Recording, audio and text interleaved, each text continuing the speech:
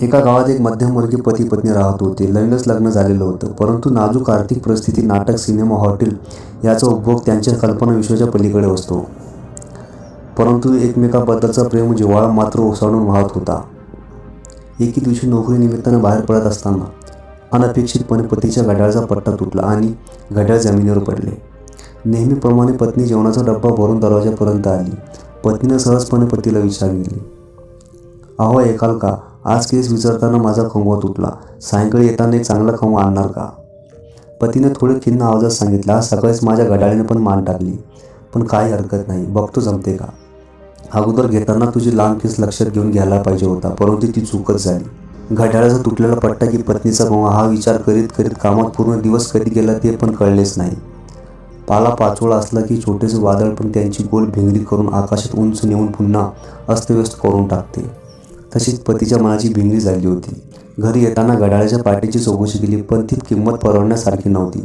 त्याने लगेच दुकानदाराला जुन्या घड्याळाची किंमत विचारली व त्याला ती योग्य वाटली. पतीने ते घड्याळ विकून टाकले. आलेल्या पैशातून पत्नीकरता सुंदर कंगवा, सुस्वावी तेलाची एक बाटली घेतली. एकदम हर्षभरीत मनाने घरी आला. पत्नीने दरवाजा उघडला व पत्नीकडे बघताच पतीला जोरदार धक्का बसला, कारण तिने केस कापून एकदम छोटे केले होते. तो आपल्या आर्थिक परिस्थितीला दोष देत क्षणभर खिन्न झाला. चाणक्य पत्नीने क्षणभरात त्याचे अंतर्मन ओळखले व प्रेमाने सांगू लागले, मला हे केस सांभाळण्याचा खूप कंटाळा आला होता आणि कशाला उठाठेव या लांब केसाची, म्हणून आले मी केस कापून. हो, आणि हे छान घड्याळ आणले तुमच्यासाठी, आहे ना सुंदर. आता मात्र त्याला गहिरावून आले. डोळ्यातून अश्रू पाझरायला लागले. तिला पण दाटून आलेला हुंदक आवरता आला नाही व कुसमुसत म्हणाले, केस काय परत येतील, तुमचा कंगवा वाया नाही जाणार. एकमेकांकडे बघत दोघांनी आलिंगन दिले. डोळे जरी भरून आले तरी मन शांत झाले होते. दोघांमधील प्रेम शब्दात वर्णन करणे अवघड होते. पती पत्नीच्या प्रेमाला अजून वेगळे काय हवे. परिस्थिती कधीही प्रेमात अडसर बनू नये. पतीने गैरवून पत्नीला सांगितले, एकमेकांना समजून घ्यावे, तेच तर खरे जीवन. त्याने तिची भावना जोपासावी, तिने त्याचे मन ओळखावे.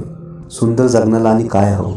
जरी एकमेकाबरोबर रागारागी झाली तरी एकमेकांना दोघेच तर असू.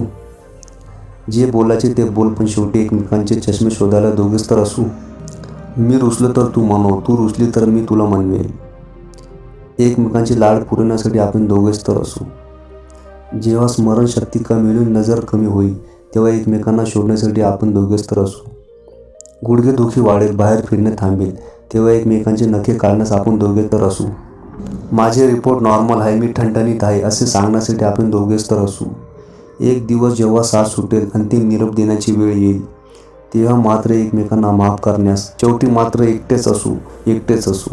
धन्यवाद.